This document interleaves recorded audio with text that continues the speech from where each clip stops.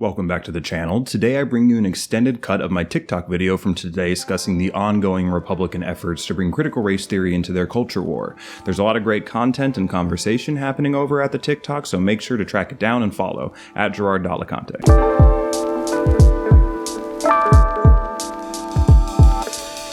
I was trying to resist talking about critical race theory because I was sort of hoping the politicization of it would just fizzle out, but if anything, it's gaining momentum. Few people with any actual influence or power on the right talks about this subject in good faith. They know it's a virtue signal, we know it's a virtue signal. Everyone virtue signals, but when Democrats virtue signal, they wear Kenta on the House floor. When Republicans virtue signal, they change the literal law so children will be even more poorly educated on US history than they already are. What annoys me most is that this has become the latest example of the right straw manning a relatively obscure issue so hard that it actually warps the general public's understanding of that issue. It's like some Republican staffer was on the Acela and eavesdropped on a legal professor on their way to Howard discussing the lecture they had that day on critical race theory and was like, "Excuse me, what are you talking about? Critical race theory. What's that?" It's a legal examination of how racism influences American institutions like law and consequently life in society. And this is a theory you teach? Well, it's a critical theory, but yes, I teach it.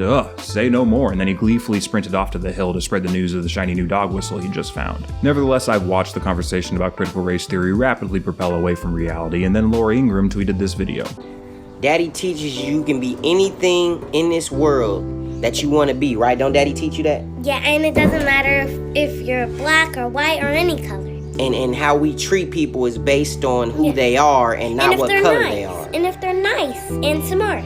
See, this is how children think right here. Critical race theory wants to end that. This is when I knew we had completely jumped the shark. I'm not here to dunk on that man. I understand that his hustle is to be a black conservative that appeals to racists. We all need a hustle. It's not a new hustle and business is a booming.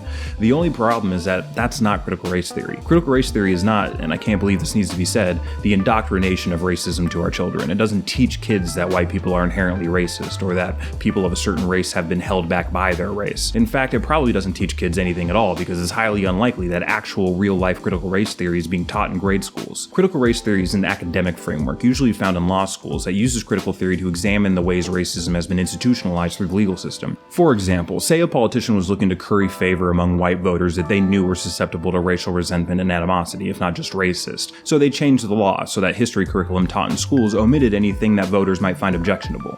This idea isn't controversial. Virtually all the framers were slavers or traded in slavery. The slavery was written into the Constitution. I mean, we just made Juneteenth a national holiday, and it's hard to tell under this law whether teachers will even be able to teach why. Racist law isn't ancient history either. We just celebrated the anniversary of Loving v. Virginia, which legalized interracial marriage in 1967, 2 years before my mother was born. Is it really that hard to believe that people who believed white people to be superior to non-white people would write that belief into law? Our kids need to know American history. Public schools can't be a safe space for racism. And even if it was, your kids have TikTok, and TikTok has my friends and I. So I'm sorry, Karen and Tucker, we're neighbors now.